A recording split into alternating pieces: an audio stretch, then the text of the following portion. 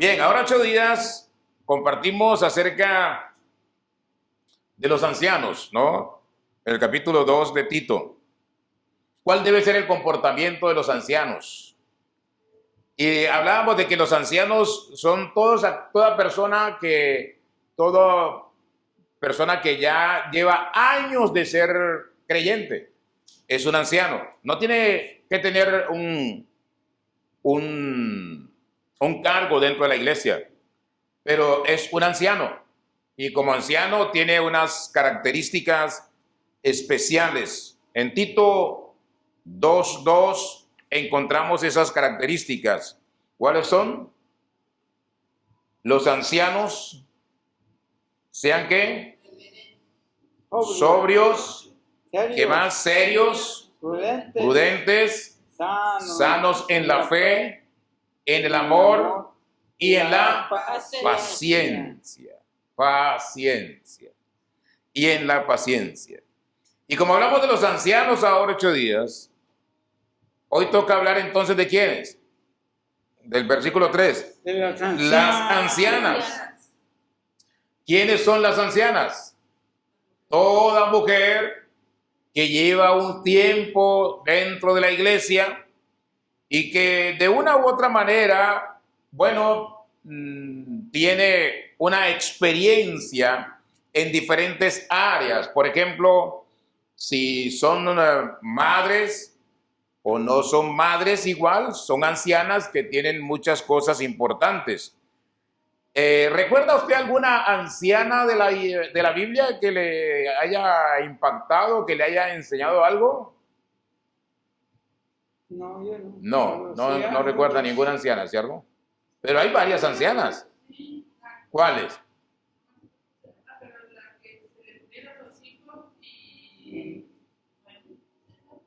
Noemí. Bueno, sí, Noemí, la suegra de ¿quién? De Ruth. Ella es una anciana. Y ella, de una u otra manera, ¿a quién enseñó? A Ruth, a su nuera. Ella le enseñó cómo conquistar ¿a quién? A Obed. Y eso ella le enseñó de qué manera comportarse, porque recordemos que Ruth no era una mujer judía, ella era pagana. Entonces Noemí le enseña a ella cuando ella decide seguir a Noemí hasta el pueblo de Israel. Entonces Noemí es una muy buena anciana. Ana, claro. Ana es la mujer que nos habla Lucas en el capítulo 2. Ana se casó. Esa sí que es una enseñanza maravillosa. Se casó y a los 7 años se murió su esposo. Y de los 7 años que se murió su esposo, ella nunca se volvió a casar.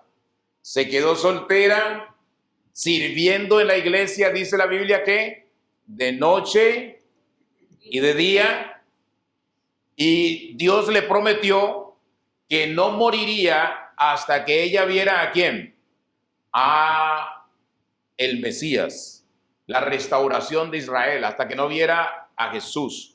Y evidentemente cuando María y José van al templo a presentar a Jesús, Ana va al templo, está allí porque ella permanecía en oración y ayunos, y ella está allí y ella carga a Jesús, ¿ya? Y ella da unas palabras de agradecimiento a Dios porque haberle revelado que Él iba a ser y que Él era el Mesías esperado. ¿Se da cuenta? Esta Ana es de las mujeres de la Biblia, es mi favorita. Sin embargo, hay otra Ana que es maravillosa, y es la mamá ¿de quién? Del profeta Samuel.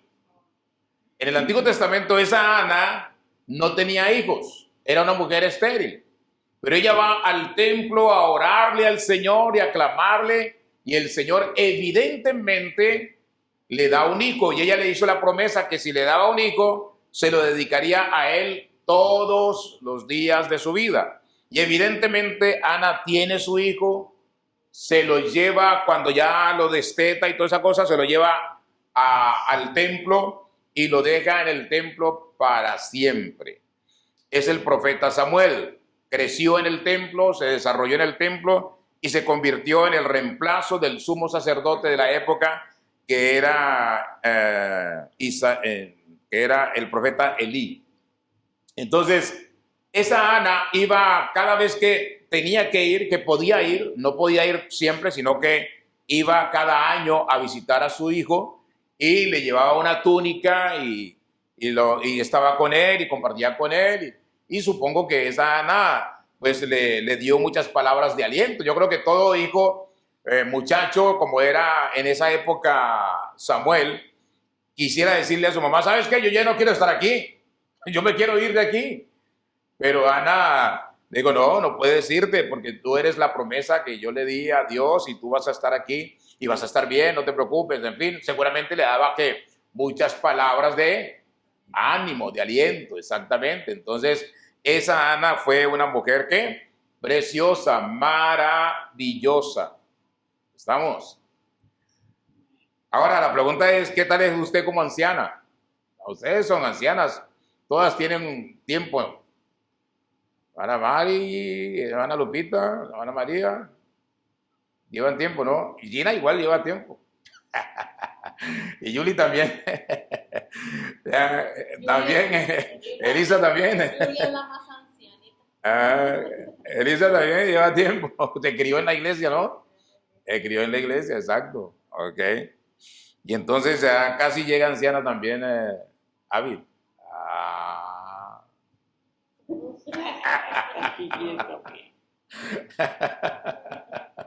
También se crió en la iglesia, ¿no? Nació. Y ahí Pues se sí, sí, ahí está. Muy bien. Ahora entonces vamos a hablar entonces de estas ancianas. Las ancianas de la iglesia del Señor Jesús. ¿Cuál es entonces el comportamiento de las ancianas? ¿Cómo debe ser la anciana en la iglesia? ¿Cómo debe vivir una anciana? ¿Cómo debe comportarse fuera de la iglesia la anciana? Eso es importante. ¿Qué dice ese versículo 3? ¿Cómo empieza? ¿Las ancianas deben ser qué? Las reverentes. ¿No se escucha? No no se se va a escuchar. va a escuchar. Ah, ok. Reverentes. Pero tú sí. Las ancianas deben ser asimismo reverentes. sean reverentes en su porte, no calumniadoras, no esclavas del vino, maestras del bien. Maestras del bien. Ok, empecemos por que las ancianas son y deben ser ¿qué? Reverentes. ¿Qué es ser reverente? ¿A qué nos dice la Biblia cuando nos llama a una mujer, a una anciana, a ser reverente? ¿Qué quiere decir eso? Que debe ser una mujer, ¿respeto en qué sentido? Que le muestra respeto, que se hace respetar igual, ¿ya? Y que inspira respeto. Inspira respeto, ¿ya? No participa de charlas vulgares, de charlas, de chistes malos, ¿no? Chistes feos, vulgares, por ejemplo. Las ancianas reverentes son diferentes al resto de las mujeres de su vecindario, por ejemplo. Una anciana reverente es una persona que que tiene una conducta santa. Reverente es ser santo, ¿ya? Que tiene pureza, que tiene pureza en su hablar, en su pensar, en su tratar. Es una persona pura. Las ancianas deben vivir y moverse en un espíritu de santidad. Le diga, hermano Edgar, hermano Magdalena, Adelántense. Qué gozo verlos. ¿Ya? Dios los bendiga. Bienvenidos. Estamos en Tito 2. Tito 2, 3. Entonces, hablando de las ancianas, igual la hermana Magdalena también es una anciana. Las ancianas son las que llevan tiempo en la iglesia, un tiempo largo en la iglesia.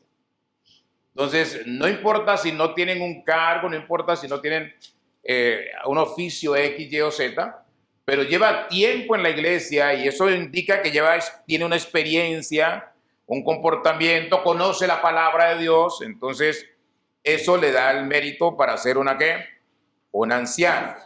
Entonces decíamos que las ancianas se mueven en santidad y deben estar concentradas en las cosas sagradas ¿de quién? De Dios.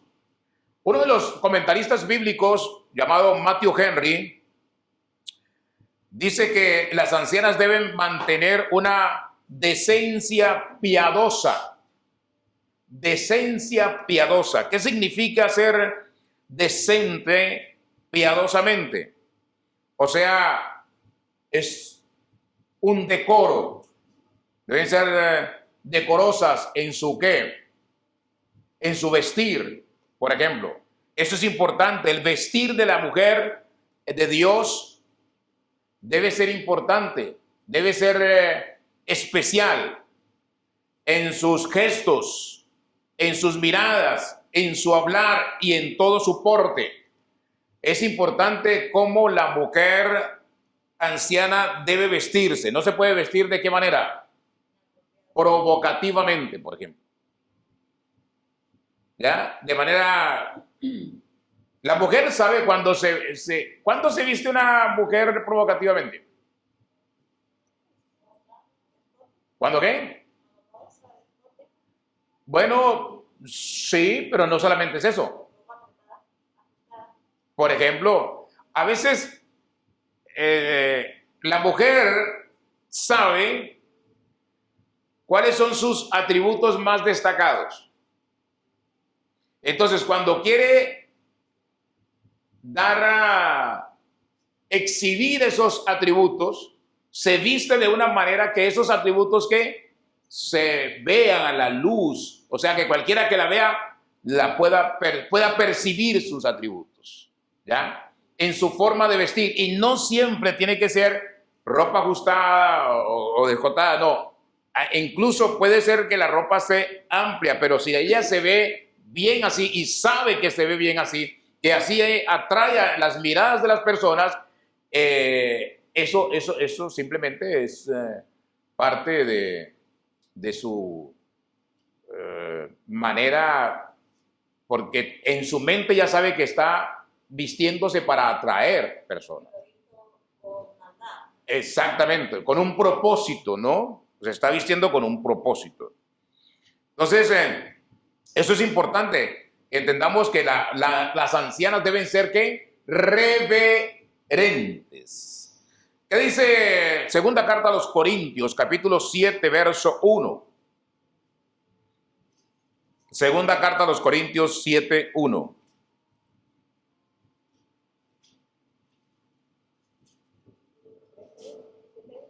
Sí. Segunda carta a los Corintios, capítulo 7, versículo 1. ¿Alguien llegó ahí? Dígalo. Así que, amados, puesto que tenemos tales promesas, limpiémonos de toda contaminación de carne y de espíritu, perfeccionando la santidad en el temor de Dios. Muy bien.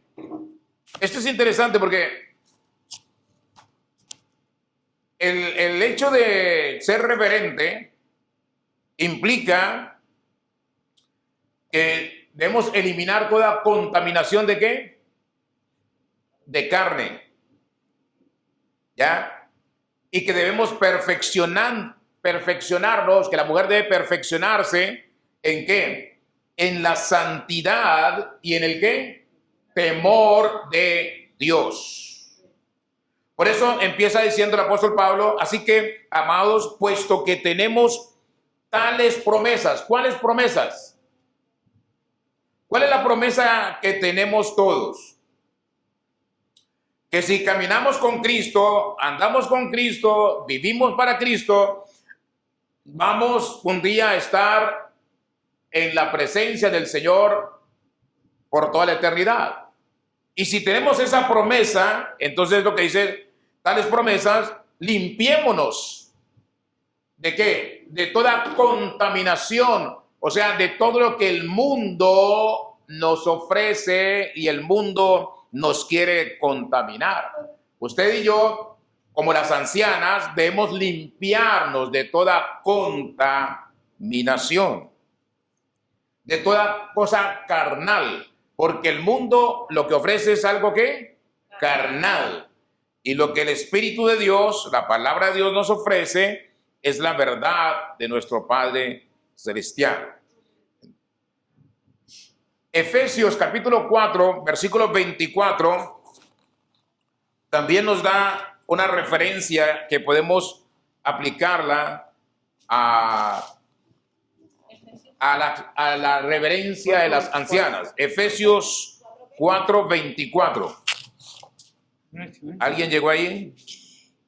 Y vestíos del nuevo hombre, creado según Dios en la justicia y santidad de la verdad. Cuando llegamos a los pies del Señor, Pablo le está hablando ¿a quién? A la iglesia. Y aquí podemos aplicarlo igual. Las ancianas deben ¿qué? Deben vestirse de nuevo hombre, dice aquí, pero vestirse de ¿qué? De una nueva ¿qué? Mujer. Debe ser una nueva mujer. Cuando llegamos a los pies de Cristo, los hombres o los ancianos debemos ser nuevos hombres, pero la mujer debe ser una nueva mujer. O sea, lo que era antes ya no será lo que era antes. ¿Le gustaba la rumba? Ya no va a andar de rumba en rumba. ¿Le gustaba el chupe-chupe? Ya no va a andar de chupe-chupe. ¿Le gustaba cada 8 días estar en la pulga ya con las escuchando los corridos y todas esas cosas? Ya no va a estar allá. Las novelas, ¿no? Bueno, exacto, ahí está el asunto. Las novelas, no sé. Ya, entonces debemos que vestirnos de una nueva manera de ¿qué? De vivir. Creada según ¿quién? Dios, en la justicia, en la santidad de la verdad. Santidad de la verdad. ¿Qué quiere decir santidad de la verdad? ¿Conforme a qué? A la palabra de Dios. Santidad de la verdad. La palabra de Dios es la verdad y la palabra de Dios es ¿qué? Santa. Exactamente. El apóstol Pedro también hace una referencia en la primera carta.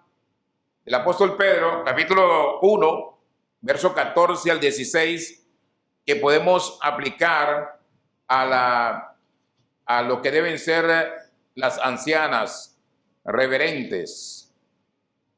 Primera de Pedro, capítulo 1, versículo 14 al 16. 14, 15 y 16. Exactamente, 1, 14 y 16 al 16. Como hijos obedientes, no os conforméis a los deseos que antes teníais, estando de vuestra ignorancia, sino como aquel que os llamó en santo. Sed también vosotros santos en toda vuestra manera de vivir, porque escrito está, sed de santos, porque yo soy santo. Esto es importante, ¿no? Porque todos estamos llamados a esto, pero igual las ancianas están llamadas ¿a qué? A vivir vidas santas, a vivir en santidad. Dice, sino como aquel que os llamó. ¿Quién nos llamó? Dios nos llama, y Él es ¿qué? Santo. También nosotros o vosotros debemos ser ¿qué? Santos. ¿De qué manera? En toda nuestra o vuestra manera de ¿qué? De vivir. O sea, la santidad es algo que que nos debe identificar. La santidad es algo que debe identificar ¿a quién? al anciano o a la anciana, en este caso que estamos hablando de las ancianas. Ellas deben vivir en una vida de santidad.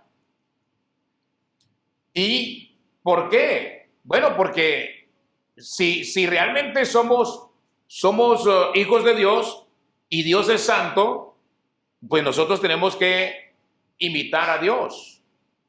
Pues dice Pablo, dice que es ser imitadores ¿de quién? De Él como Él es del Señor, ¿cierto? Entonces debemos imitar al Señor y eso implica vivir la santidad. El problema de la gente es que todos quieren ser como Dios, agradar a Dios, pero no quieren pagar el precio de ser como el Señor. ¿Qué es pagar el precio? Morir a la carne para poder entrar en una área o en una actitud o en un vivir de santidad. Y eso implica apartarse y alejarse de muchas cosas. Eliminar muchas cosas de nuestra vida. ¿Qué tenemos que eliminar? Bueno, todos sabemos que tenemos que eliminar cuando llegamos al pie del Señor. Todos entendemos que hay cosas que hacemos que a Dios no le agrada, pero queremos agradarnos a nosotros mismos y con nuestra actitud agradar a Dios, pero hay cosas que a mí me agradan, pero a Dios no le agradan. Hay cosas que a usted le agradan, pero a Dios no le agradan. Y usted tiene que entender qué le agrada a usted, que a Dios no le agrada y qué tiene que eliminar. Ahora, ¿cómo elimino eso? ¿De qué manera lo elimino? Bueno, yo tengo que rendirme ¿a qué? A los pies del Señor Jesús, en oración, en ayuno, en la lectura de la palabra, en vivir la palabra, para poder agradarlo a Él en todas las cosas. La persona que es anciana de una iglesia debe superar muchas cosas. ¿Por qué? Porque el crecer, el tiempo, el crecimiento, que lo da no lo da el tiempo en sí. El crecimiento lo da que la palabra, mi relación con el Señor. Ahora, cuando yo paso tiempo y leo la Biblia, estudio la palabra, tengo una relación permanente con el Señor, o sea, fuerte con el Señor, bueno, más rápido voy a crecer. Más fuerte me voy a hacer en las cosas de Dios. Pero si no lo hago, entonces voy a estar entre la rubia y la morena en un terreno blando, y eso puede causarme problemas de crecimiento espiritual. Me voy a quedar enano como el bonsái. Y va a pasar tiempo, y como dice el escritor de los Hebreos, debiendo ya ser maestros, todavía andamos en los primeros rudimentos. ¿Y qué es andar en los primeros rudimentos? Preguntar, y si se tiene uno que bautizar, y si uno sí puede tomar la Santa Cena, no, todo eso ya debe uno pasar, superar y empezar como dice el apóstol Pedro, a tomar alimento sólido y no siempre estar tomando leche ahí, lechecita como los bebés. ¿Ya? Eso es importante. La santidad es de vital importancia. Muy bien. ¿Qué otro aspecto o otra característica tienen las ancianas? Deben tener las ancianas. Versículo 3 de Tito 2. Espero que no se sientan mal, ¿no? No esclavas del vino. ¿Ah? Dice no esclavas del vino. No. No, ahí está el problema. Por ejemplo, quieren pasar por encima de ese. No me quieren pasar por encima de ese punto. Tito 2:3, ¿qué dice ahí? No calumniadoras. Ahí está el asunto. Las ancianas no deben ser ¿qué? Calumniadoras. Calumniadoras. Dígalo con ganas. Calumniadoras. ¿Ya? Calumniadoras. Eso es importante. ¿O no? El que era un mal universal. como el tema de ahora 15 días fue un mal universal. Sí, ese es un mal universal. ¿Ya? Las ancianas no deben ser calumniadoras.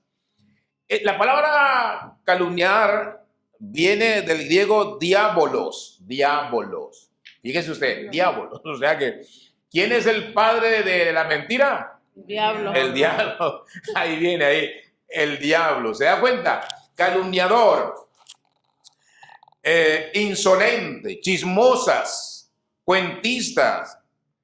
Es una persona que anda hablando de quién? Del prójimo, de otros. ¿Causando qué?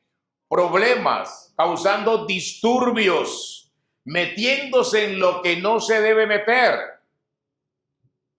Ahí está el problema. Y este, por supuesto, es un pecado terrible, a tal punto que el diablo se le llama el padre de la mentira, ¿no? Y ese es uno de los muchos nombres de Satanás, padre de mentiras. Ahora bien, primera carta a Timoteo, capítulo 5, versículo 13. Ahí explicaremos. Primera carta a Timoteo, capítulo 5, versículo 13. Y también aprenden a ser ociosas, andando de casa en casa, y no solamente ociosas, sino también chismosas y entremetidas, hablando lo que no deberían. Miren lo que le dice Pablo a la iglesia, a los tesalonicenses, ¿no? Perdón, a Timoteo. Dice que las mujeres, las ancianas, aprenden a ser ¿qué? Ociosas. Bueno, él le manda a decir que se casen, las viudas que se casen, porque si no se casan, si son jóvenes y no se casan, van a ser un soberbio problema en la iglesia. Y ahí es donde viene esto. Si no se casan, van a ser un problema y también aprenden a ser ¿qué? Ociosas. ¿Qué quiere decir ocioso? Alguien que ¿qué? Que no hace nada. Como dirían los mexicanos, alguien que así, exacto. Así. ¿Ya? Aprenden a ser ociosas. ¿Andando de qué? De casa en casa. Bueno, hoy ya no tienen que andar de casa en casa. ¿O sí? No. No. Hoy ya no andan de casa en casa. Ahora andan de qué? Con el teléfono. El teléfono. De llamada en llamada. ¿Ya? Y de llamada en llamada. Por teléfono se enteran de todo y cuelgan a este. Y no, te prometo que yo no le digo nada a nadie, pero te estoy esto para que me guarde el secretico. Pero apenas cuelgan, ahí mismo le marcan a otro y empieza a difundirse. Estamos en Tito, capítulo 2, verso 3. Entonces, bueno, estamos referenciando algunos versículos sobre el particular. Entonces, hoy en día ya la gente no tiene que andar de casa en casa. El Facebook, el WhatsApp y todas estas comunicaciones, el Instagram, todo está a la orden del día y la gente ahí se la pasa todo el día. Porque es que nosotros le decimos, es que los jóvenes hoy se la pasan pegados de los teléfonos, sí, pero cuando usted llega a una casa y hay una anciana ahí, usted la ve a ella como pegada al teléfono y no suelta el teléfono, ¿ya? Y si por ahí se le daña el teléfono, ese es un lío con ella. Llama a su yerno, llama a su hijo, me quedé sin teléfono, necesito mi teléfono. Es un problema. ¿Por qué? Porque ellas están pegadas al teléfono. Todo el día hablan por teléfono. Tuvimos una anciana en la casa unos días, unos 6 meses. Y ella desde que se levantaba hasta que se anochecía estaba hablando por teléfono. Todo el día. ¿Ya? Entonces,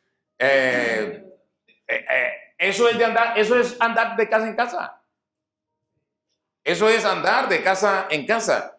Entonces, hoy en día no tienes que salir de tu casa, pero igual estás en el chisme constante, permanente. Pero las ancianas no deben ser así. Si pueden llamar, claro, pueden llamar, pero hablar cosas que edifiquen la vida espiritual de las demás personas, que instruyan a las demás personas, ¿ya? ¿Qué es ser entremetido? Dice Pablo, son entremetidas. Meterse en lo que ¿qué? En lo que no le importa. El domingo les decía, ¿cierto? Los padres, cuando los hijos se casan, no se deben meter en los problemas de su matrimonio. Si no le piden un consejo, no diga nada, no se entremeta, no le compete, no le están pidiendo su opinión. Quédese callada, quédese callado, padre y madre, igual. ¿Por qué? Porque entremeterse es meterse en lo que no le interesa a uno, en lo que uno no tiene parte en ese momento. ¿Por qué? Porque no es mi problema. Es el problema de mi hijo con su esposa, de mi hija con su esposo, que lo resuelvan como puedan. ¿Ya? Y es tan importante eso porque cuando un padre o una persona se mete en el problema, ellos resuelven su lío a las horas y el que se metió termina siendo el malo de la película para uno de los dos ahí. Entonces resuelven ellos y uno queda emproblemado con los demás. Entonces es mejor, si no le piden el concepto a uno, la opinión, el consejo, es mejor quedarse calladito. Nos vemos más bonitos. Muy bien. Segunda carta a los Tesalonicenses 3:11.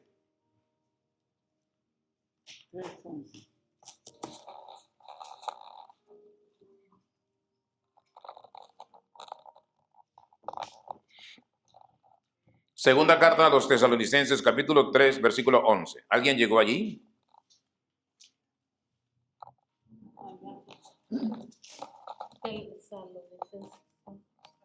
Segunda carta a los Tesalonicenses, capítulo 3, versículo 11. Y después iremos a Santiago 1:26. Después, primero. Dice, porque oímos que porque oímos que algunos de entre vosotros andan desordenadamente, no trabajando en nada, sino entremetiéndose en lo ajeno. Ese es el problema.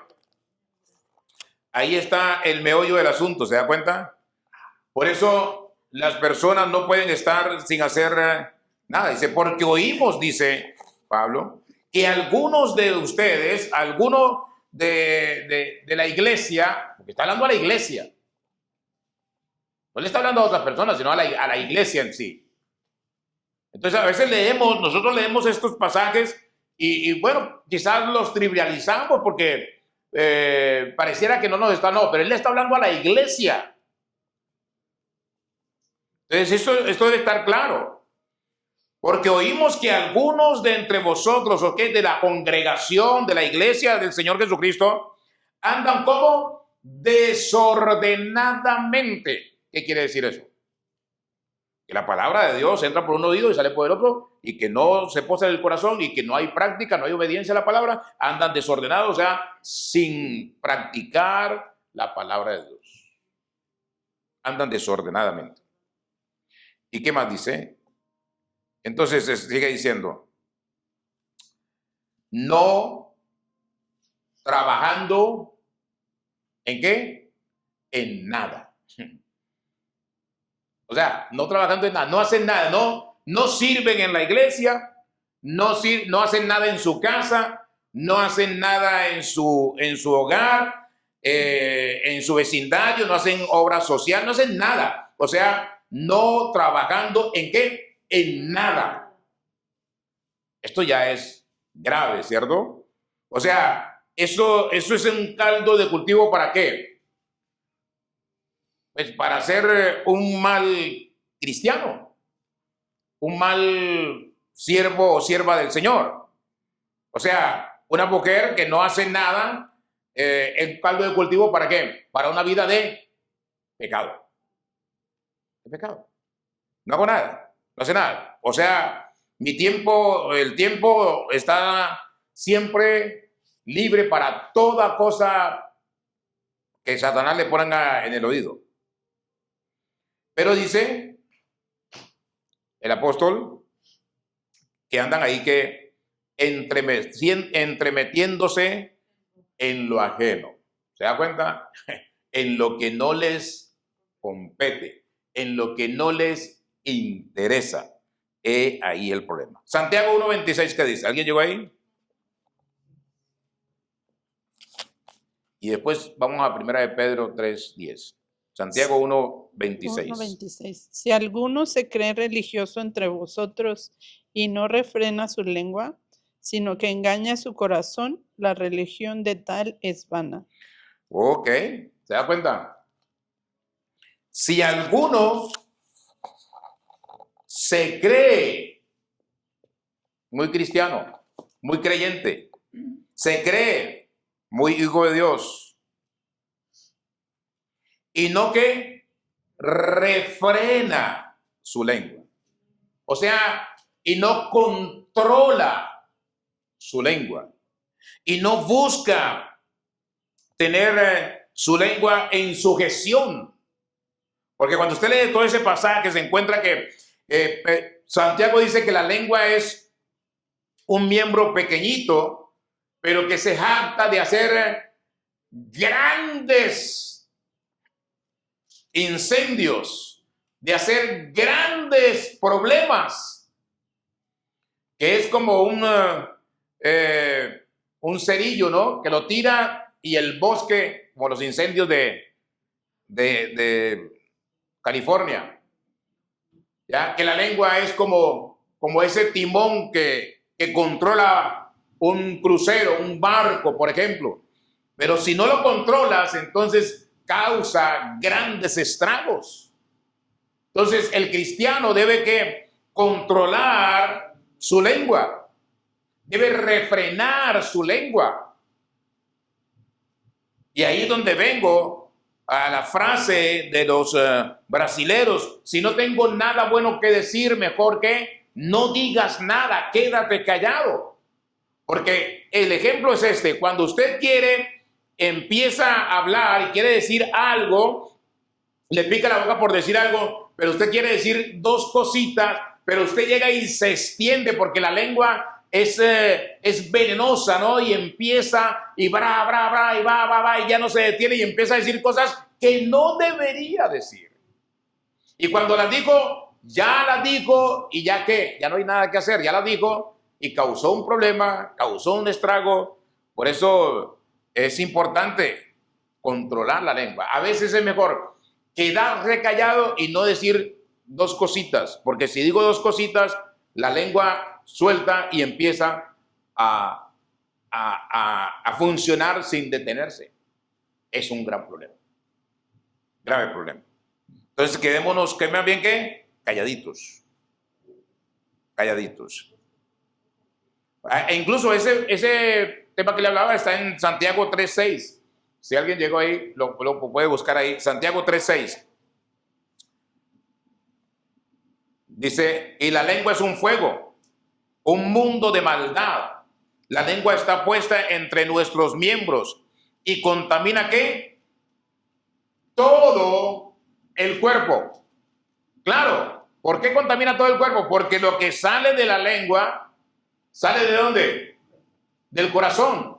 Porque de la llenura del corazón habla ¿quién? La boca. ¿Se da cuenta?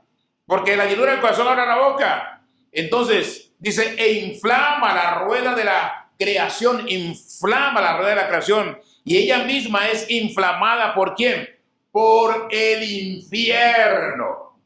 O sea, la lengua es inflamada ¿por quién? Por Satanás. No hablemos más de la cuenta. Si no somos capaces de controlar nuestra lengua, mejor quedémonos ¿qué? Callados. Callados. 1 de Pedro 3:10, ¿qué dijo?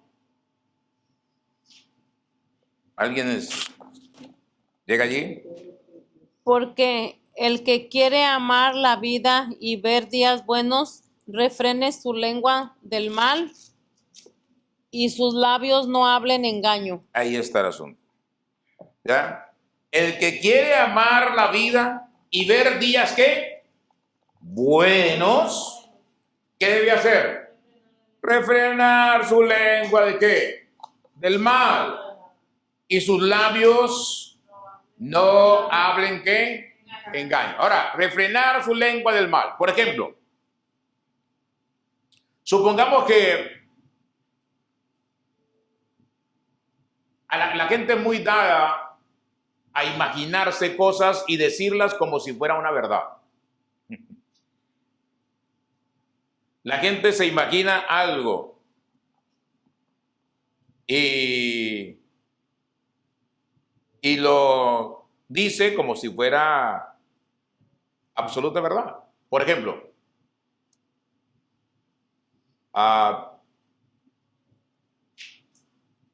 supongamos,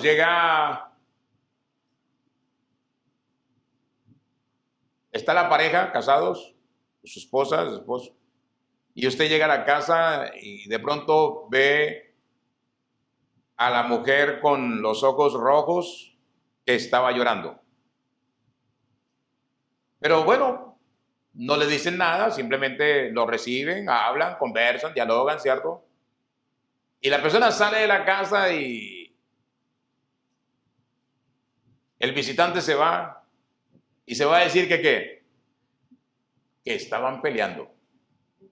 Y que lo más seguro es que el hombre le pegó porque estaba con los ojos rojos y llorando. ¿Cómo así? Sí. Parece que el hombre le da sus... Pero no se pone a pensar que quizás en ese momento que llegó, poco antes, ella habían recibido una mala noticia que la entristeció a ella y ella se puso a llorar porque es una noticia que tiene que ver con su mamá o con su papá o con un hermano porque es muy sensible a su familia. En fin, no, lo más seguro es que le pegó. ¿Por qué? Porque el ser humano se inclina siempre a ¿qué? A lo peor, ¿no? A lo peor, va a lo peor. Entonces, dice, el que quiere amar la vida y ver días buenos, refrene su lengua ¿de qué? Del mal. Una de las cosas que no debemos, y se lo dice a otro, entonces se lo dice a otro, y ese otro va y se lo replica a otro. No, pues es que fulanito le da garrote a esa pobre mujer, a la hermana. Ahora, cuando ese otro va y replica y va y acá y acá, acá, ¿cuál es el problema? El que recibió la información sin confirmar la información, repite esa información y entonces está entrando en un pecado mayor. ¿Se da cuenta? Está entrando en un pecado mayor, ¿por qué? Porque está diciendo algo que primero no vio, segundo no confirmó y que no sabe si realmente es así como esa persona se lo dijo. Entonces, quédese ¿qué? Allá. Ahí llegó, ahí murió. Si alguien se va a dar cuenta o va que le diga a otro y que ese otro, pero que yo, no, a mí no me metan en su problema.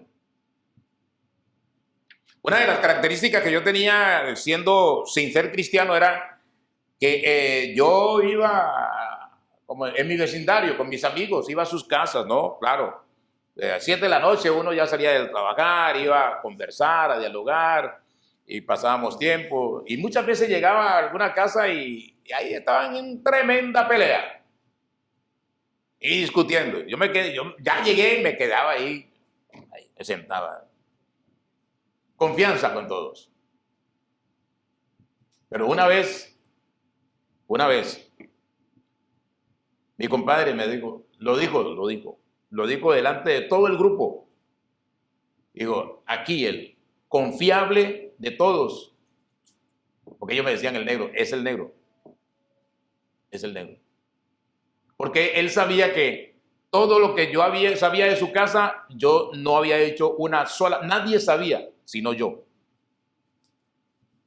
Y que nunca yo decía de los demás algo de lo que yo había escuchado, o había visto, porque había visto, O sea, el alegato, el problema, y nadie puede decir, Orlando me dijo. Tuve esa característica, gracias a Dios. Y bueno, la conservamos todavía. Ya. A veces me dicen cosas y se me olvidan rápido. ¿Por qué? Porque creo que en psicología se llama algo así como desastre, para que no te cargues y te afecte a ti los problemas de los demás. ¿Ya? Eso es lo que se debe hacer en consejería. Escucha, pero sácalo, porque si te quedas con él, te va a afectar a ti. Estamos. Refrena tu lengua. Y hay cosas que son muy interesantes, porque en el caso de uno, hay cosas que yo debo recibir, el líder debe recibir, el anciano debe recibir, y no las debe compartir ni siquiera con su esposa. Ni siquiera con la esposa debe compartir cosas. Porque uno le dice a la esposa y uno no sabe, es la esposa. Es la mujer, ¿no? ¿Ya? Uno no sabe. Entonces, quédate con eso y quédate interno. Y a veces te lo vuelven a decir y como que no te acordabas, no sabías, pero sí sabías. O sea, sí lo supiste, pero deshiciste de eso. ¿Ok? Muy bien, otra característica de las ancianas, ¿cuál es? No deben ser esclavas del vino. El vino. Ahora, ¿qué hace el vino? Altera. El vino altera la personalidad.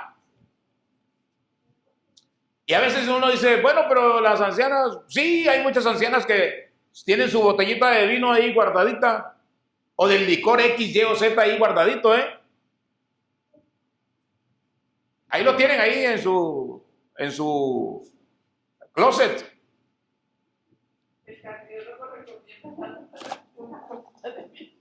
El cardiólogo le recomienda una copita de vino.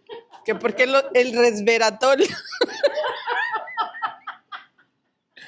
El problema con esa copita de vino, no solamente dos. El problema con esa copita de vino es que te haces adicto a esa copita de vino. Y cuando no te tomas esa copita de vino, te hace falta, porque ya te volviste adicto a esa copita de vino. Ese es el problema. Pero ¿y si sí lo controla? ¿Ah? ¿Y si sí la controla? Bueno, sí, pero lo controla, pero altera el ánimo. Es que ese es el problema. Alterar el estado de la persona. Y entonces, como altera el estado de la persona, eso le lleva y le puede llevar a conflictos. Es mejor buscar otras alternativas, no ser esclavos del vino. Porque el vino no te conduce a nada. Te lleva a problemas. Y te lleva a un estado en el que dependes del vino. Para estar bien necesitas el vino o el licor, X, Y o Z, sea lo que sea. ¿Ya? Entonces es importante que la gente entienda que el licor no es bueno. En la época de Pablo, ¿por qué se tomaba vino? Bueno, porque Pablo le dice a Timoteo, no tomes agua, toma vino, porque el agua no era muy saludable, o sea, no era muy soluble. Era más bien insoluble en muchos casos.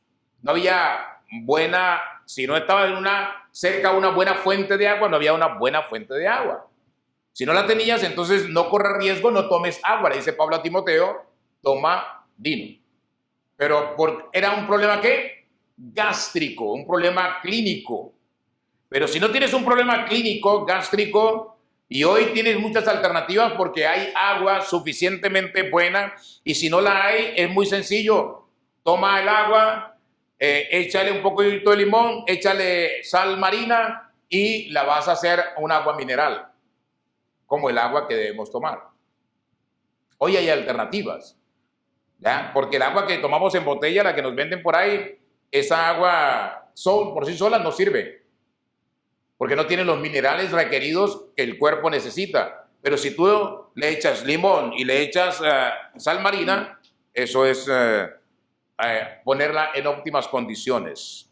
Las ancianas no deben ser esclavas del vino. Si usted se acostumbra a tomarse una copa de vino en la comida, en el almuerzo, siempre le va a hacer falta. Como los españoles, por ejemplo, como los italianos, por ejemplo, como los mismos judíos, por ejemplo. Entonces no debes caer en eso de que necesito una copita para el almuerzo, para digerir la comida. No tiene sentido. Y por último, ¿qué dice el versículo 3 de Tito 2:3? Las ancianas deben ser ¿qué? Maestras ¿de quién? Del bien. ¿Eso qué quiere decir? Maestras ¿de qué? De toda cosa buena.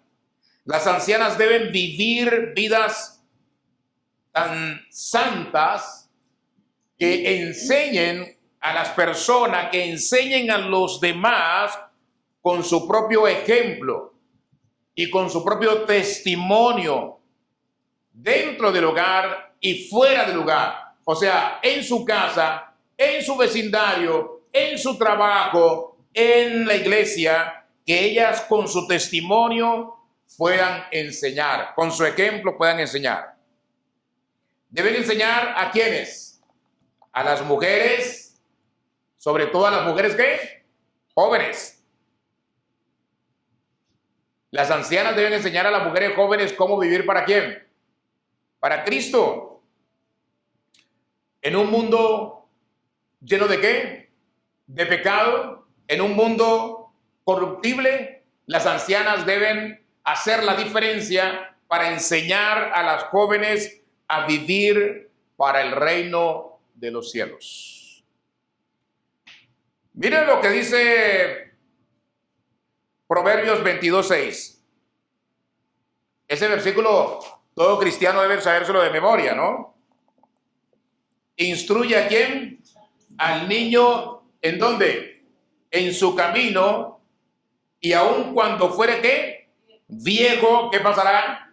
No se apartará de él. Ahora, cuando una joven, por ejemplo, no hace las cosas bien, ¿qué dice la gente? Que los padres no le enseñaron, que la mamá no le enseñó. Que la mamá no le enseñó. La mamá no le enseñó a esto. Yo tengo una amiga, ahora sí ya supe, la hermana Lupita, de quien me hablaba la otra vez, una amiga que ella tiene varias hijas, y una de sus hijas se fue para Dallas, y ella llamaba a su hija cuando se fue a preguntarle, ¿ya tendiste la cama? ¿Ya arreglaste tu cama? ¿Ya ordenaste tu cuarto? Y entonces el esposo, el hermano le decía, bueno, déjala sola ya, pues allá está ella sola, déjala, no te preocupes. Déjala vivir su vida. Le dije, no, porque si mañana se casa y hay un desorden en la casa y esto y aquí, ni siquiera arregla su cama, su cuarto, ¿qué va a decir el esposo? ¿O qué va a decir la familia del esposo? Que la mamá no le enseñó. O sea, el problema ¿quién es? Yo. La de la mala referencia ¿quién soy? Yo. Entonces tengo que preocuparme porque ellas se levanten y lo primero que hagan al levantarse es arreglen su cama, ordenen su cama, ordenen su cuarto y ahora sí salgan a comer o a buscar algo en la cocina, pero deben ordenar. O sea, ella se preocupó porque su hija ¿qué? Aprendiera. Ella se preocupó por enseñarle. Ahora, si esa mujer, esa joven crece y no sigue aplicando lo que aprendió de su mamá, bueno, es su problema, ¿cierto? Pero la señora, la hermana, ella su responsabilidad la asume, su responsabilidad. ¿Ya? Le enseña, instruye al niño en su camino y aun cuando fuere viejo no se apartará de él. Ahora, ¿cuál es el problema a veces? Que los niños, por ejemplo, desde que son bebés, niños ahí juegan y dejan el reguero y el padre no es capaz de decirle, ahora ya jugó, ok, ahora vamos a guardar los juguetes, ok, ya terminó, ya no quiere jugar más, no, vamos a guardar. Desde niño le va enseñando cómo debe ser la mecánica. Juegas, haces tu reguero, no hay ningún problema, pero ahora al final entonces vamos a guardar esto, ¿para qué? Para que no nos vayamos a caer, no vamos a tener un accidente, y le enseña el orden, a tener un orden. Lo instruye al niño en su camino. Cuando fuere viejo, no se apartará de él. Instrúyelo. No digas malas palabras. Cuando un niño dice malas palabras es porque ¿qué? ¿Dónde las escucha? En la casa. En su casa, donde su mamá, su papá, sus tíos, la gente de la casa mayor, ellos dicen malas palabras, ellos repiten las malas palabras de la casa. Y entonces la mamá, cuando el niño dice o la niña dice malas palabras, dice, ay, este muchachito no sé dónde aprende tanta cosa. Dice, pues en su casa, ¿dónde la va a aprender? Quiere hacerle ver a la gente que no, que aprende en la calle. No, aprende en la casa. Deuteronomios capítulo 6, verso 7. Hablando de la enseñanza a los hijos, dice que Deuteronomio 6, 7. ¿Alguien llegó ahí? Y las repetirás a tus hijos y hablarás de ellas estando en tu casa y andando por el camino y al acostarse y cuando te levantes. Ya. Le está diciendo todos los, tiene que decirle, dice, todas estas cosas las repetirás ¿a quién? A tus hijos. Hablarás de ellas. En tu casa. ¿En dónde? En tu casa. Y andando por el camino. Y al acostarte y cuando te levantes. O sea, la enseñanza bíblica que la gente debe saber, que las jóvenes deben saber, se las debe decir ¿cuándo? En todo momento. En el carro, cuando van a la tienda, cuando están en la tienda, en la casa, cuando salen de la casa, en fin, en todo momento deben que repetirle, decirle, no se deben que cansar de instruir ¿a quién? A las jóvenes. A las jóvenes. Muy bien, estas son las ancianas. Entonces las ancianas deben ser reverentes, las ancianas no deben ser calumniadoras, las ancianas no deben ser esclavas del vino, las ancianas deben ser maestras del bien. Toda cosa buena deben enseñarla ¿a quién? A las jóvenes. A los jóvenes. Muy bien. El versículo 4, nos da tiempo, el versículo 4 y 5 del segundo capítulo de Tito, ¿qué dice? El versículo 4. Que enseñen a las mujeres jóvenes a amar a sus maridos y a sus hijos. ¿Y el 5? A ser prudentes, castas, cuidadosas de su casa, buenas, sujetas a sus maridos, para que la palabra de Dios no sea blasfemada. Ok. Entonces, eso es lo que deben saber quiénes. Las mujeres jóvenes. Las jóvenes.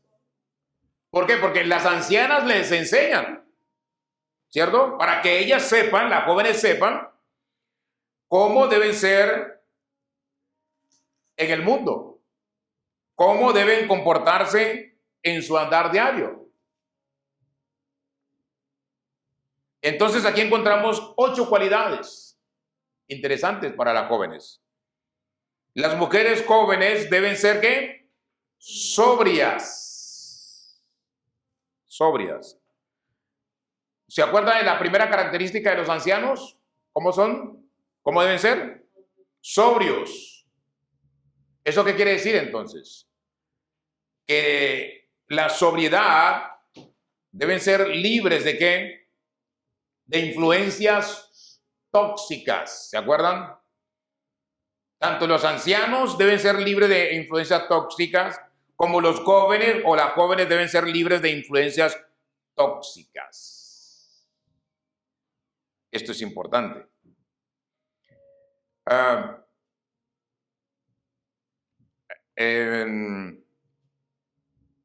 Hay un espíritu de rebeldía que encontramos mucho en quienes, en las jóvenes.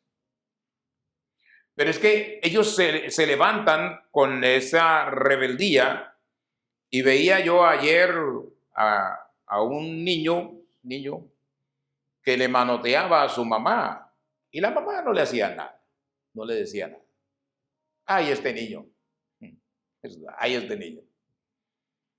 ¡Ay, este niño! Y como diría, si fuera hijo mío, ¿no? Afortunadamente no es hijo mío. Porque hay que castigarlos. Hay que reprenderlos. Pero si no lo reprende, mañana él va a levantar la mano y te la va a colocar en la cara. Entonces, las mujeres jóvenes deben ser sobrias y deben entender y debemos entender que hay que guiarlas desde niñas para que aprendan que deben tener un carácter flexible, obedientes a quién, papá, mamá, obedientes en todo. Las mujeres deben ser,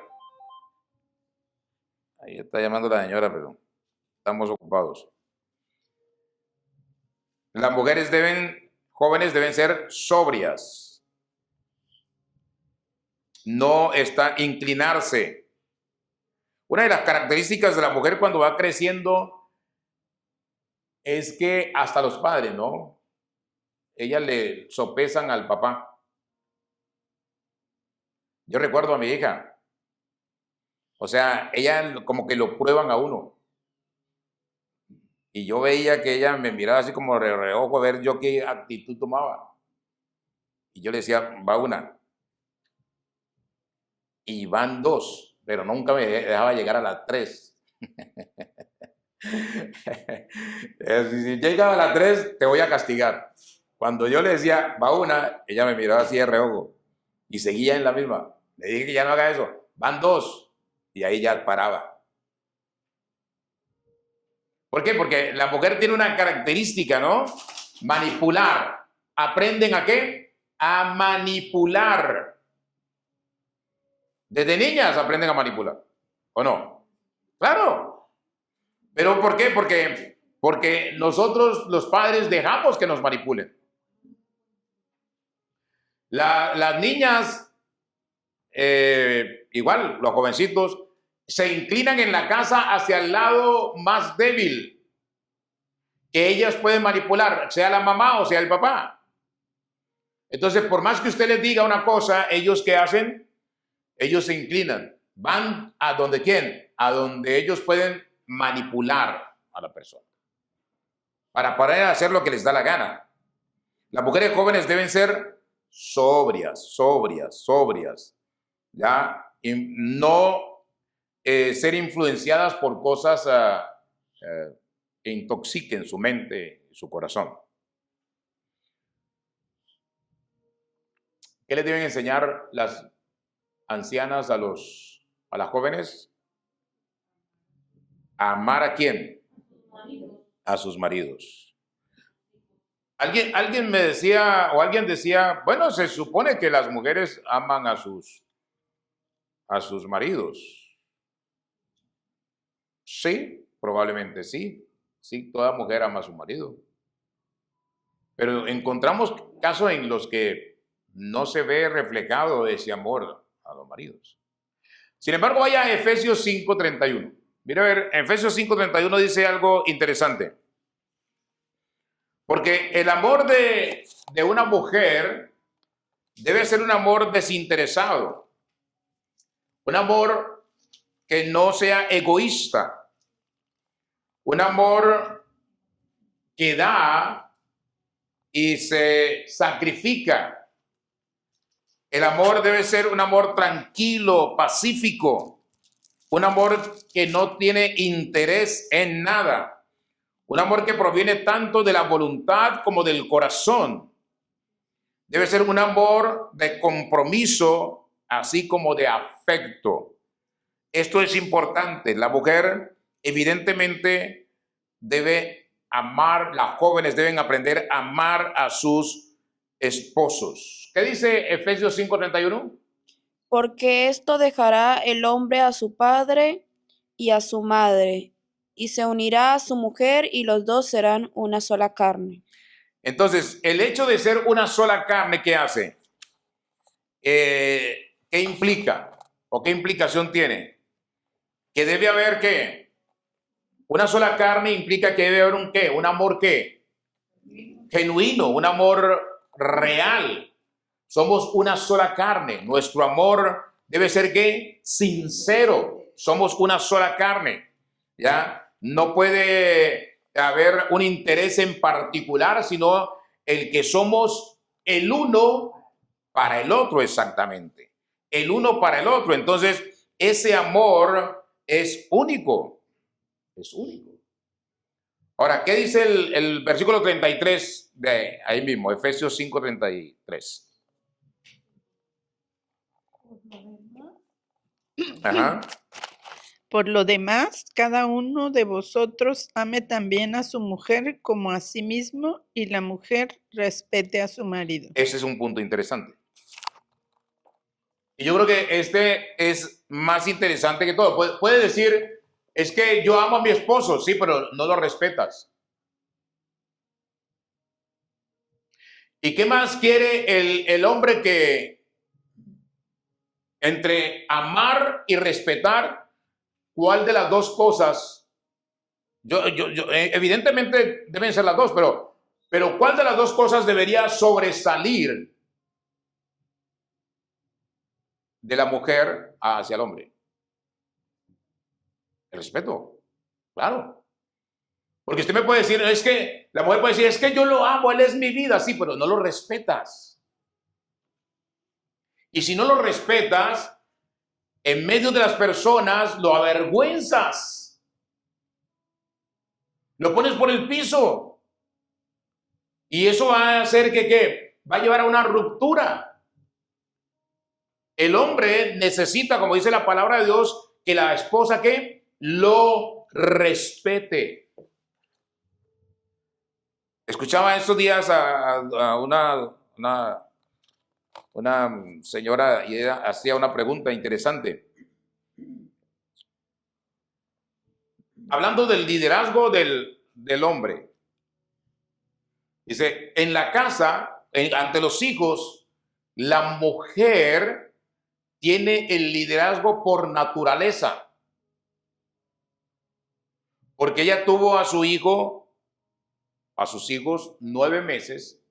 Ellos nacen y por naturaleza ellos van a de su madre. O sea, su madre ejerce una autoridad por naturaleza en ellos. Pero la Biblia dice que el líder de la casa, de la familia, ¿es quién? Es el hombre. O sea, ¿qué significa eso? Que la madre debe dirigir a sus hijos para darle el primer lugar ¿a quién? A su esposo. Para darle la autoridad a su esposo. Entonces es una responsabilidad de ella. Él no tiene que pelear el ser el líder de la casa. No, ella debe darle la autoridad a su esposo. Habló su papá, atienda a su papá, obedezca a su papá. Ahora, el esposo debe hacer lo mismo con su esposa. Si a los hijos hay que decirle, usted, su mamá le dijo que no hiciera eso, no debe hacer eso. Debe obedecer. Cuando su mamá le hable, obedézcala. Entonces, ¿por qué? Porque es la autoridad dentro de la casa. Las mujeres jóvenes deben amar a sus maridos, pero también deben que respetarlos al máximo a su esposo. Deben respetarlo en todas las áreas. Dentro de la casa, fuera de la casa, donde quiera que la mujer virtuosa tiene una característica. Interesante, ¿no? ¿Cuál era una de las características que tiene la mujer virtuosa con respecto al esposo?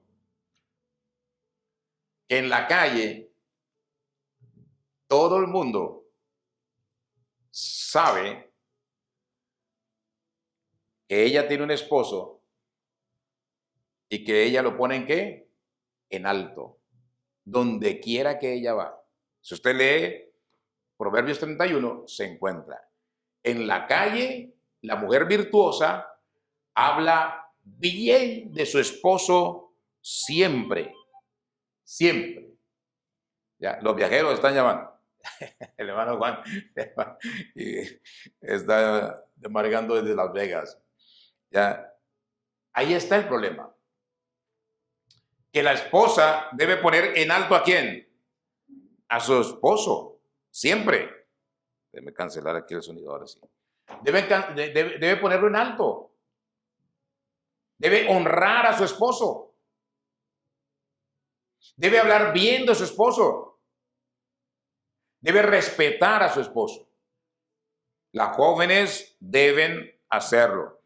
Ahora, ¿por qué terminar siempre todo en una discusión? No hay por qué. A veces, si uno de los dos está enojado, quedémonos ¿qué? Callados. Y cuando estemos bien, cuando estemos riéndonos, traigamos el tema y lo compartimos. Mira, no me gustó esto y esto y esto y esto por esto y esto. Sin pelea. Eso es interesante, ¿eh? Es la manera en que se resuelven los asuntos. Entonces, porque somos una sola carne, entonces empezamos a ¿qué? A conocernos. La mujer joven debe aprender a ¿qué? Amar a su esposo y a respetar a su esposo. Y ahora, ¿por qué será que Dios deja que este mandamiento sea justamente para las jóvenes y no para las grandes? No para las ancianas.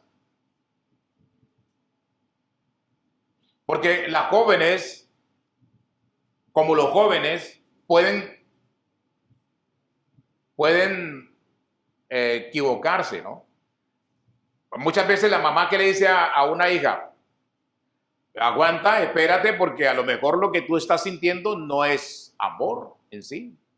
Te llama la atención la persona, pero a lo mejor no es que sea la persona adecuada para ti. O sea, que mañana tú vayas a rechazarlo por X, Y o Z. Porque al final y al cabo nadie te lo está obligando. Espérate y que sientas que realmente sientes, si es que sientes que esa es la persona correcta para ti. Que es la persona que vas a amar para toda la vida. No voy a decir que la joven va a decir, no, pues yo no lo quiero para toda la vida y no hasta que el amor se acabe. No funciona de esa manera. En las cosas del Señor es hasta que la muerte ¿qué? Nos separe. ¿Ya? Hasta que la muerte nos separe, como decía. ¿Se acuerdan cuando le pregunté a la hermana que se casó el domingo? Cuando le pregunté, cura, promete amar a su esposo. ¿Se acuerdan de ese momento? Cuando le pregunté a ella, ¿se acuerda que ella se rió antes de responder? ¿Sí se acuerdan, no? Se rió. Bueno, porque cuando estábamos en la charla, en la casa, yo le hice la pregunta, ¿está dispuesta a mantener a su esposo de todo y atenderlo de todo y pues a darle todo lo necesario para que puedan vivir tranquilos? Y ella dijo, no, ¿cómo se le ocurre? Digo, ¿y si se enferma? Se quedó callada.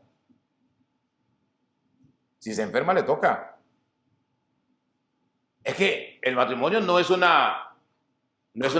vacaciones, no es una fiesta, no es una rumba. Si él se enferma, si el hombre se enferma, a la mujer le toca. Por amor. Mantener. ¿Cómo se hace? Él no puede ir a trabajar, le toca. Ahora, si él está en óptimas condiciones, claro, por supuesto. Pero si no está en óptimas condiciones, se enfermó, ¿a quién le toca mantener la casa? A la mujer. ¿Eso puede pasar? Claro. Entonces, y por amor debía hacerlo. Por amor. Todo es por amor. Pero las circunstancias cambian. En cualquier momento cambian. Por más trabajador que sea el hombre, por ejemplo, en el caso del hermano Jorge, cuando él estaba en óptimas condiciones, trabajaba y fuerte y duro y aquí y allá, y la hermana Lupita no tenía que trabajar.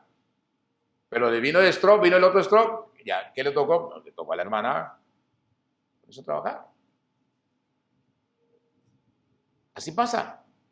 Y no que él quisiera que ella trabajara, ¿ya? Y ella sabe que si él estuviera en últimas condiciones, ella no tendría que trabajar.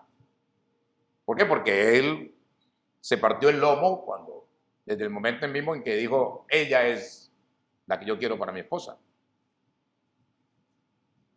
Entonces, el amor. Las jóvenes deben ¿qué? Aprender a amar a sus maridos, a sus esposos. Ahora bien,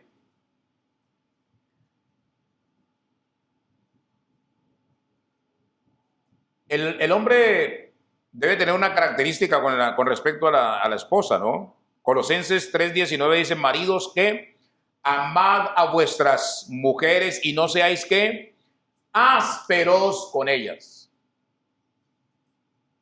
Entonces la mujer el hombre no debe ser áspero con la esposa. ¿Qué es ser áspero con ella? ¿Qué es ser áspero con la esposa? Hablarle. ¿Ah? Golpeado. Muy golpeado, ¿sí, no? Sí. Eso es la palabrita. Es de la palabra. ¿Y por qué me habla golpeado? ¿Por qué me grita? ¿Por qué? No te estoy gritando, no, ya estoy hablando golpeado. ¿Ya? ¿Por qué? Porque las mujeres hay que tratarla como ¿qué? Como vaso más frágil. Entonces a ellas no les podemos hablar golpeado. ¿Ya? Entonces hay que comprender que ellas nos aman, ellas aman al hombre, ellas aman a su esposo, pero la mujer debe respetarlo, pero el hombre debe hacer también su parte para que su esposa esté tranquila, esté relajada, lo trate bien, porque si el hombre trata bien a la esposa, ella lo va a tratar como bien, porque es de parte y parte. La mujer, cuando la tratan bien, ella va a tratar bien a su esposo. Entonces, entendamos esa parte que es de vital importancia. Vamos a ver el último punto. Las mujeres jóvenes deben amar a sus hijos. A sus hijos. No hay llamamiento, no hay tarea más grande en la tierra que la de ser madre. El mayor privilegio que tiene una mujer es ser ¿qué? Madre. A tal punto que anteriormente en la iglesia primitiva o en el Antiguo Testamento, cuando una mujer no era madre, sobre todo no tenía un hijo varón, era como mal vista. Ahora ya las mujeres ya dicen, yo no quiero tener hijos y no tienen hijos. Ahora ya dicen, no, yo no quiero tener hijos, no tienen hijos. ¿Ya? Y el hombre quiere tener hijos y ya, que los busque por otro lado porque yo no quiero tener hijos. Pero ese es un tema que se habla antes del matrimonio incluso. ¿Tú quieres tener hijos? No. Sí, yo quiero tener hijos. Sí. En el caso de mi esposa, porque pues no pudo. Quedó una vez embarazada y perdió porque no pudo. ¿Ya? Entonces, pero yo sí te quería tener hijos. Bueno, afortunadamente tuve a Daniela antes, aunque no estuve casado antes. ¿Ya? Pero las mujeres deben amar a sus hijos. Y usted dirá, bueno, pero es normal, ¿no? ¿Sí? ¿Será normal? Claro, debería ser normal. Pero ¿cuántos hijos vemos ahí en el tarro de la basura? Ahí en el bote de la basura. ¿Cuántos van ahí encuentran? La semana pasada nomás, ahí en México igual. Tiraron un bebé ahí y ya estaba grandecito, ¿eh? Parece que lo están investigando porque ya el niño estaba grandecito. Lo mataron a punta de golpe. Terrible. Aquí en Houston ha pasado varias veces. Entonces, se sobreentiende que la mamá debe amar a sus hijos, pero hay como los animales, ¿qué hacen los animales? Una animal hembra, ¿qué hace? Se hace matar por defender a sus crías, ¿cierto? Pero muchas madres, ¿qué hacen? Tiran a los hijos, van y los tiran ahí. Los meten en una bolsa y van y los tiran ahí. Eso no es amor. Claro, eso tiene una explicación, la depravación de la humanidad. Esa es la sencilla explicación a este tema, la depravación de la humanidad. Pero la madre, en términos, digamos, normales, la madre ama más a los hijos que uno mismo como padre. ¿Por qué? Porque esos 9 meses que ella tuvo a su bebé, ella tiene una conexión especial con sus hijos. ¿Estamos? Ahora bien, dice William Barclay, un comentarista bíblico, dice, el simple hecho de que no haya tarea, responsabilidad y privilegio más grande en este mundo que formar un hogar, en fin de cuentas, no puede haber mayor profesión que la de formar hogares. Más de un hombre que ha dejado a sus huellas en el mundo ha sido capaz de hacerlo simplemente porque había alguien en casa que se preocupaba por él, lo amaba y lo entendía. Es infinitamente mucho más importante que la madre esté en casa para acostar a sus hijos y escucharles decir sus oraciones, que asista a todas las reuniones en sus escuelas y programas de la iglesia en el mundo, y no que ella esté destacándose en otras áreas. ¿Qué es lo que está diciendo Barclay? Dice, la madre es necesaria en un hogar, es fundamental en un hogar. Un hogar no es hogar si no está una mujer ahí, una madre, la que parió a sus hijos. Esa es real y esa es clara. Por eso es que anteriormente las madres lo daban todo por estar con sus hijos, en su casa, atendiendo a su familia, a sus hijos. Y cuando el hombre tiene la capacidad de producir todo lo que tiene que producir para mantenerla, lo mejor que puede hacer la mujer es estar en su casa con sus hijos, criar a sus hijos en obediencia a la palabra, para que vivan la palabra, instruirlos en la palabra. Y no se trata de ser machista. No, se trata simplemente de que es la verdad. Es claro eso, así nos creó Dios y así debe ser, que la mujer atienda a sus hijos para que haya un verdadero hogar, una verdadera familia, porque un hombre solo criando a los hijos, esos hijos salen inclinados hacia un lado, o sea, algo le falta. Y una mujer sola criando a hijos, algo le falta. Necesita que el complemento, padre y madre, los dos. Así sean niñas, así sean niños, ellos necesitan el amor de los dos. ¿Para qué? Para que esos puedan criarse como deben criar al ser humano, en amor a Dios, e instruirlos, edificarlos para que Dios sea el centro de sus vidas.